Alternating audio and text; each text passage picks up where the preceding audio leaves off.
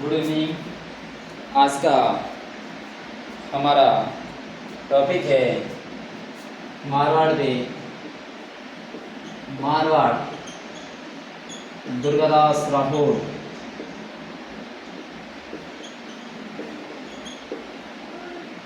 इससे पूर्व हमने अजीत सिंह को महाराजा बनाने तक दुर्गादास का अतुलनीय योगदान रहा। वह संघर्ष की घड़ी जो 30 वर्ष तक संघर्ष करके उनको राजा बनाने वाले। तो आज हम दुर्गादास राठौड़ के बारे में पढ़ेंगे। तो इनका जन्म 1638 ईस्वी में सालवा कल्ला गांव में, सालवा कल्ला जो जोधपुर जिले में स्थित है, इस गांव में इनका जन्म हुआ था। और पिता आस्करण,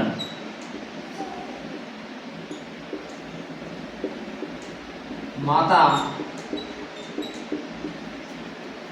नेतकवर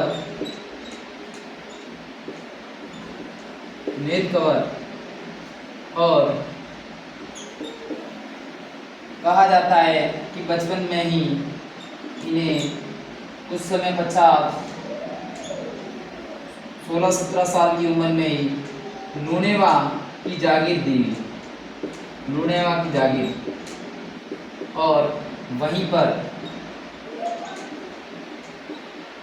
माता के साथ रहते थे।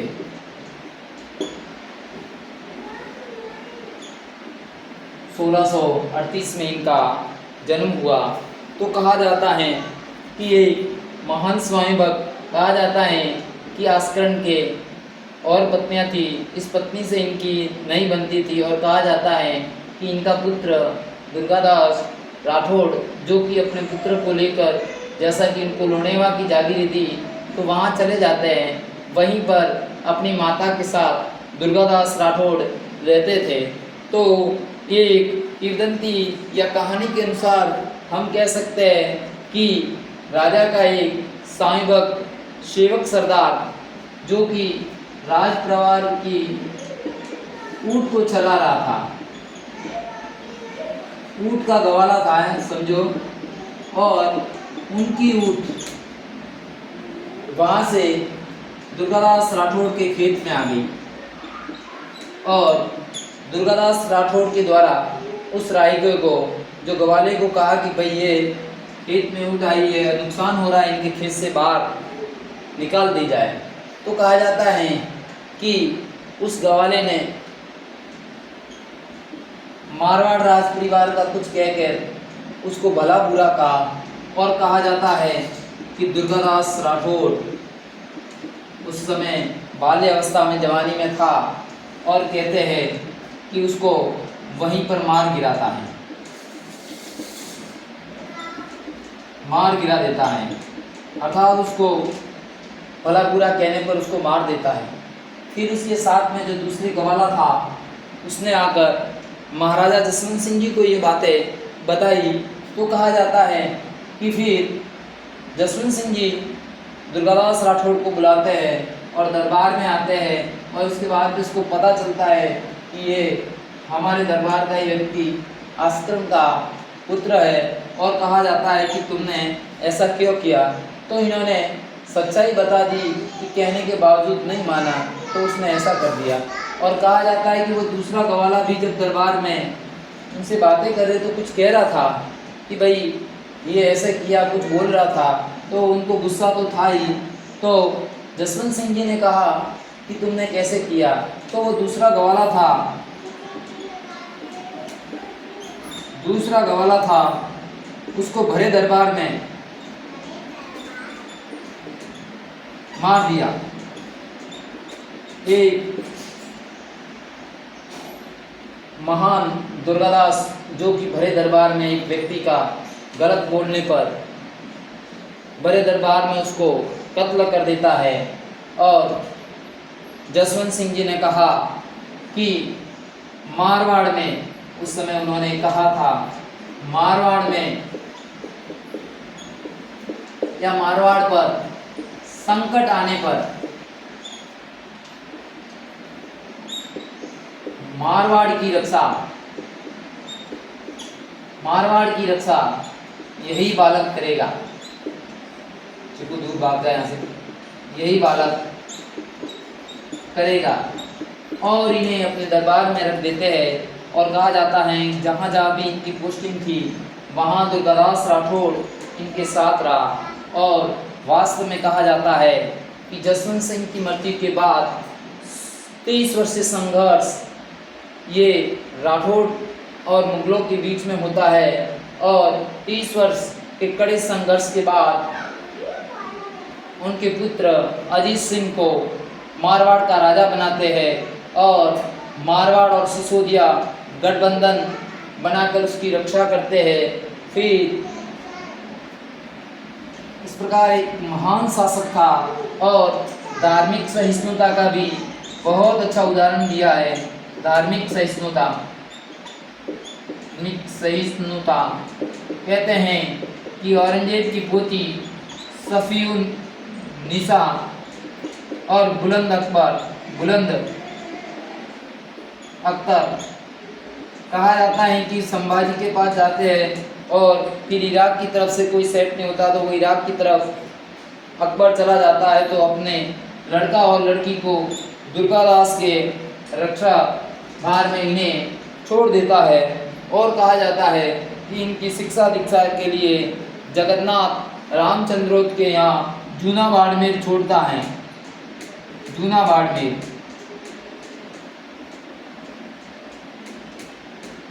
जगन्नाथ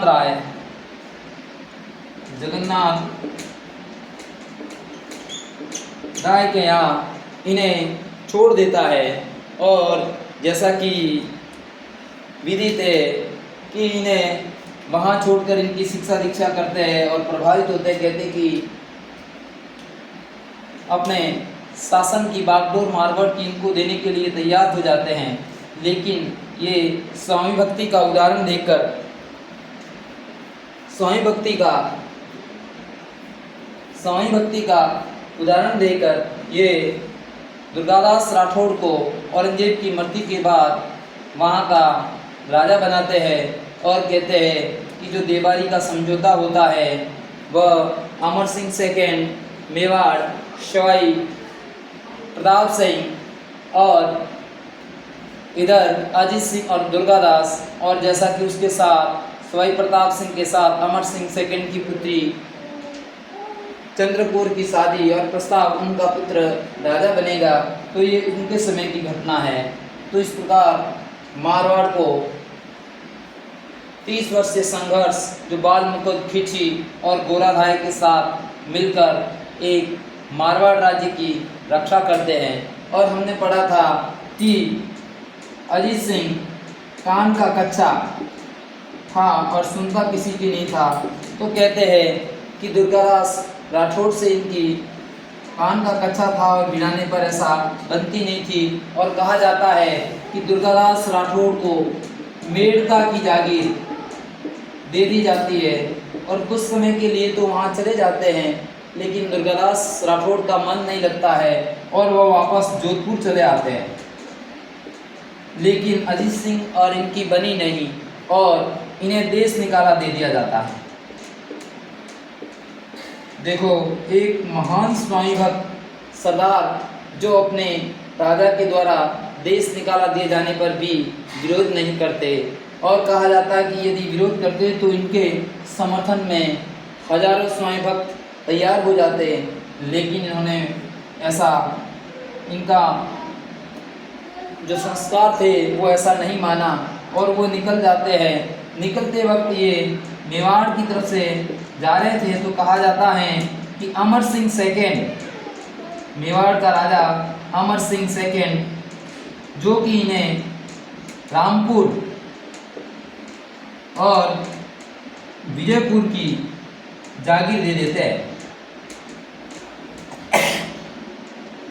विजयपुर क्षेत्र की जागीर इन्हें दे दी जाती है और कुछ समय तक तो ये यहाँ पर रहते हैं, लेकिन कहते हैं कि जोधपुर से निकलने के बाद इनका वहाँ मन नहीं लगता है 30 वर्ष संघर्ष के बाद जिस प्रकार कहा जाता है कि भारत के इतिहास में चंद्रगुप्त मौर्य को राजा बनाने के लिए विष्णुगुप्त कौटिल्य ने एक प्रतिज्ञा ली थी, उसी तरह 30 वर्ष से संघर्ष के अंतर्गत मेवाड़ का राजा बनाते हैं और मेवाड़ के राजा द्वारा इनके साथ ऐसा व्यवहार किए जाने पर ये उदासीन मन हो जाता है और कहा जाता है कि यहाँ से ये उज्जैन एमपी में चले जाते हैं और वहाँ कुछ समय तक कहते हैं कि महाकाली की सेवा में वहाँ महाकाली उज्जैन चले जाते हैं और उस समय पश्चात वहाँ रहने के पश्चात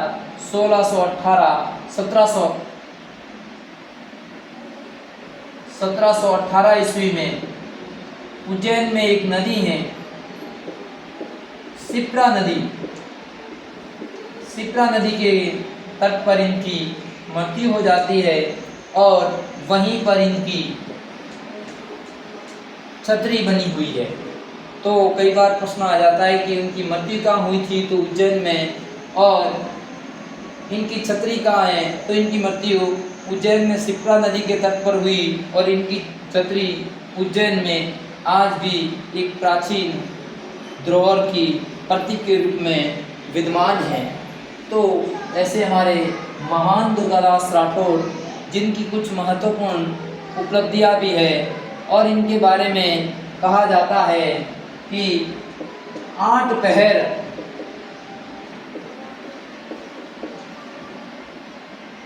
24 घड़ी 8 पहर 24 घड़ी और 8 पहर 24 घड़ी घुड़ला पे सवार और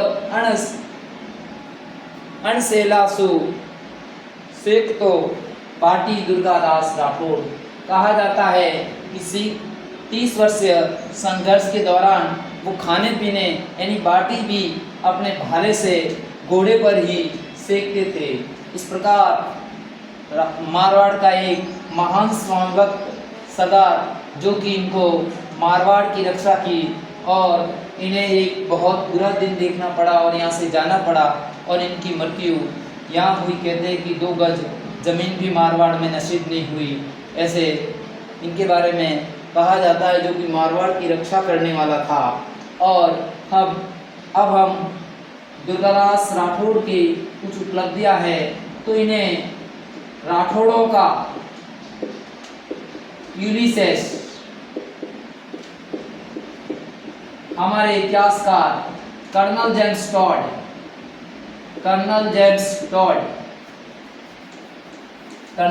टॉड इन्हें राठौड़ों का यूलिसेस कहते हैं।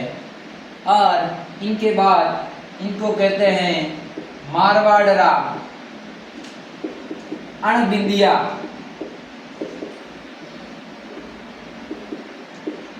मोती एक हजारों लाखों में एक जो मारवाड़ की रक्षा करने वाला था, इसलिए इन्हें मारवाड़ का अणबिंदिया मोतीरी संज्ञा दी। और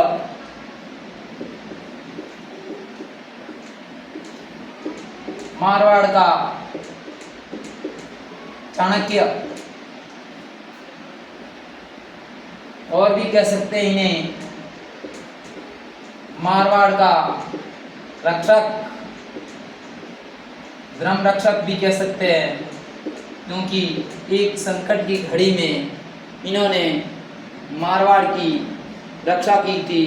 और एक और हम कह सकते हैं राजस्थान का गैरीबाल्दी, जिस प्रकार इटली का एक महान शासक गैरीबाल्दी इटली का एकीकरण पूर्ण होने के बाद वो वहाँ से किसी कारणवश निकल जाता है और किसी को मिलता ही नहीं है। इसी प्रकार दुर्गादास राठौड़ मेवाड़ की रक्षा कर उसको सुरक्षित हाथों में सौंप कर वो यहाँ से निकल जाते हैं और इनकी मृत्यु उज्जैन शिप्रा नदी के किनारे। तो हमें याद रखना है कि राठौड़ों का यूलिसेस मारवाड़ का इनबंदिया मोती, मारवाड़ का चाणक्य, राजस्थान का गैरीबाल्टी, मारवाड़ का रक्षक या धर्म रक्षक और सांप्रदायिक सहिष्णुता का परिचय सफीनिसा और बुलंद अख्तर के अकबर के पुत्र पुत्री थी, उनको धर्म की शिक्षा देने वाला। तो इस प्रकार मारवाड़ का एक महान स्वामी भक्त सदा इतिहास के पन्नों में एक अमर नाम कर गया। और अब हम इसके बारे में आगे पढ़ेंगे कि जैसा कि अजीत सिंह की मृत्यु, जैसा कि कहा जाता है, जिस प्रकार दुर्गादास राठौड़ को वहाँ से निकाल दिया और कहते हैं कि इनका एक जो अजीत सिंह का पुत्र था भक्त सिंह, कहते हैं कि 1724 ईस्वी में इनके पुत्र द्वारा अजीत सिंह की हत्या कर दी जाती है और जोधपुर का अगला राजा 1724 ईस्वी में भक्त सिंह बनता है। भक्त सिंह तो कई बार प्रश्न भी आ सकता है, मारवाड़ का दूसरा पितृहंता राजा तो भक्त सिंह था, लेकिन मारवाड़ की जनता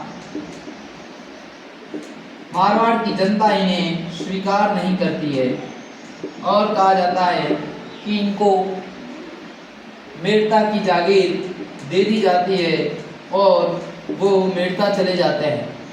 इनके पश्चात इनका पुत्र रहता है अभय सिंह।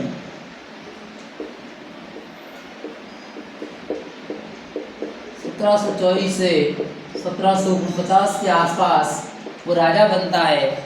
इनके समय की कोई विशेष बातें नहीं है, केवल हमें याद रखना है 1730 ईस्वी में कहा जाता है कि मेहरानगढ़ दुर्ग का पुनः निर्माण करवाने को कहा जाता है कि पहले बारी परकोटे और दूसरे को करने के लिए चूने का प्रयोग किया जाता है और चूने को गर्म करके और उसको तैयार किया जाता था, तो उसके लिए लकड़ी की आवश्यकता थी, ऐसा कहा जाता है।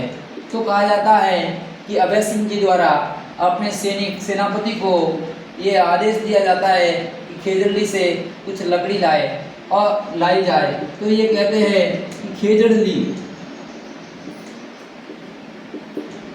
में 1730 ईस्वी में कुछ सैनिकों को और कुछ मजदूरों को लेकर वहाँ जाते हैं और वहाँ की रहने वाली अपने एक विश्नोई अमृता देवी बिश्नोई और इनकी तीन पुत्रियां सहित 363 लोग, इनके द्वारा कहा जाता है कि जामोजी ने कहा कि सिर कट जाए लेकिन वृक्ष नहीं कटना चाहिए, तो वृक्ष की पर्यावरण के रक्षण के प्रति ये पेड़ों पर लिपट गए और कहते हैं 363 लोग वहाँ मारे गए। और इसकी घटना अभय सिंह जी, और ये विक्रम संवत के हिसाब से 1787 ईस्वी भाद्रपद 10वीं को ये घटना घटी। तो हमारे राजस्थान में प्रतिवर्ष राजस्थान सरकार द्वारा पर्यावरण संरक्षण के रूप में भाद्रपद 10वीं को प्रतिवर्ष वहाँ खेजड़ली में पर्यावरण वृक्ष मेला लगता है। तो याद रखना है, भाद्रपद 10वीं को प्रतिवर्ष पर्यावरण संरक्षण के लिए वृक्षों का मेला खेजड़ली में लगता है और अमृता देवी की और इनके पुत्रों की और 363 जो महिला इनकी यादगार में ये लगता है। अब हम अमृता देवी के बारे में, तो इनमें हमें 3 पुरस्कार मिलते हैं। एक वन्य संरक्षण के तहत जो पुरस्कार मिलता है, इसमें व्यक्ति विशेष को 50,000 रुपये और प्रशस्ति पत्र प्रदान किया जाता है। और दूसरा पुरस्कार वन्य जीव संरक्षण, ये व्यक्तिगत रूप से दिया जाता है। वन्य जीव संरक्षण यह भी पुरस्कार एक व्यक्तिगत रूप से, जो कि सरकारी कर्मचारी या वन्य जीवों की रक्षा करने वाले व्यक्ति के रूप में किसी को दिया जाता है। और इसमें 50,000 रुपये की राशि और प्रशस्ति पत्र प्रदान किया जाता है। फिर तीसरा पुरस्कार है वन्य जीव संरक्षण। यह पुरस्कार किसी संस्था या कंपनी को दिया जाता है, जैसे जेके बिनानी, बड़ी बड़ी जो कंपनी है और अदरवाइज अन्य कंपनी है जो कि अपने पर्यावरण संरक्षण के लिए काम करती है, उनको ये पुरस्कार दिया जाता है। और इस पुरस्कार के तहत 1 लाख रुपए की राशि और प्रशस्ति पत्र प्रदान किया जाता है। फिर अभय सिंह जी के दरबार में 2 विद्वान थे, कर्णिदान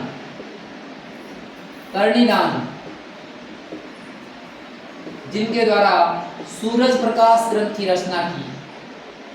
और इनका जो भतीजा वीरभाण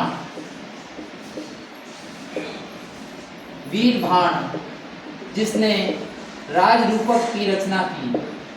और अब वीरभाण जो राजरूपक और कर्णिदान सूरज प्रकाश की रचना की, इसमें अहमदाबाद के युद्ध की जानकारी, अहमदाबाद, मोहम्मद शाह रंगीला दिल्ली का बादशाह था और अहमदाबाद का अख्तर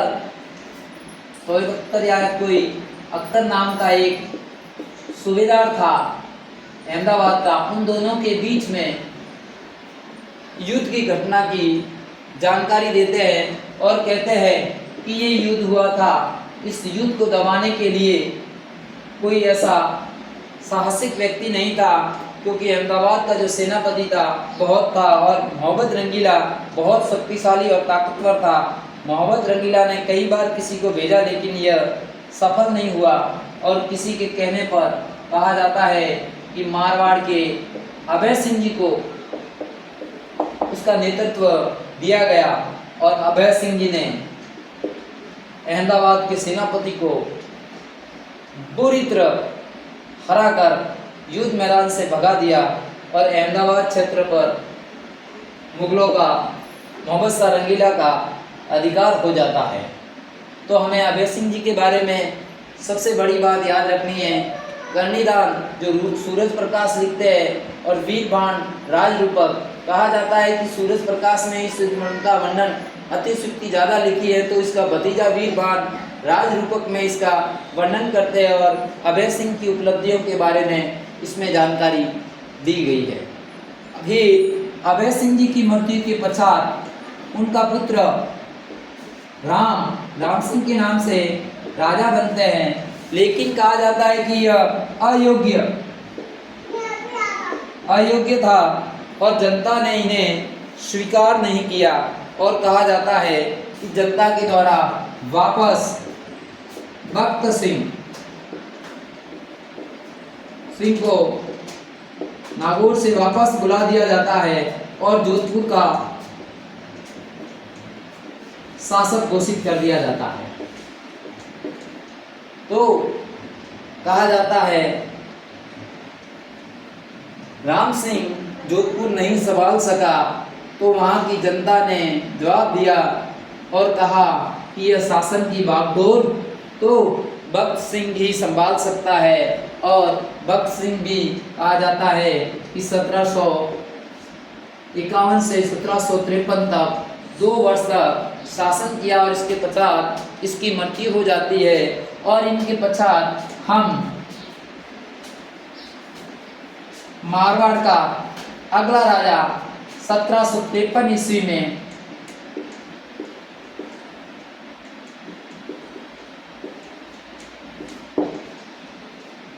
विजय सिंह जी मारवाड़ के राजा बनते हैं। और विजय सिंह जी के बारे में इतनी कोई विशेष जानकारी नहीं है, लेकिन विजय सिंह जी के बारे में कहा जाता है कि विजय सिंह जी एक रखेल या प्रेमिका कह सकते हैं, जिनका नाम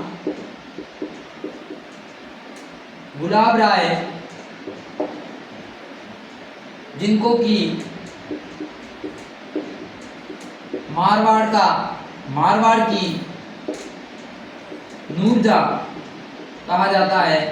और कहा जाता है कि गुलाब राय का विजय सिंह पर इतना प्रभाव था कि उनके अनुसार वह शासन करते थे। जिस प्रकार जहांगीर के राज्य बादशाह जहांगीर के हस्तक्षेप नूरजहाँ करती थी, तो मारवाड़ की नूरजहाँ कही जाने वाली गुलाब राय का बहुत हस्तक्षेप था।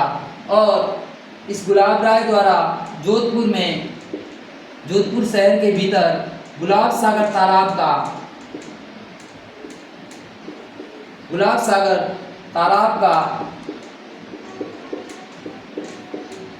का निर्माण करवाया। और इसके पश्चात विजय सिंह जी ने विजयशाही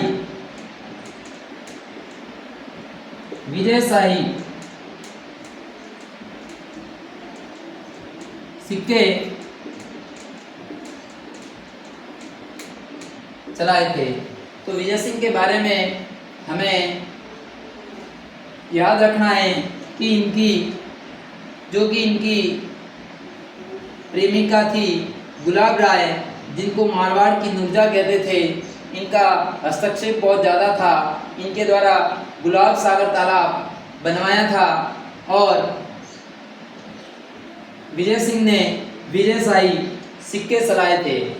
इस प्रकार अब हम अगले अध्याय में विजय सिंह के बाद के राजा के बारे में चर्चा करेंगे। तो मेरे द्वारा दी गई जानकारी आप लोगों को अच्छी लगी होगी। आप ज़्यादा से ज़्यादा देखें और इनका ज़्यादा से ज़्यादा फ़ायदा लें, ताकि आने वाले 2025 के एग्ज़ाम में आपके लिए एक रामबाण साबित होंगे। जय हिंद, जय भारत।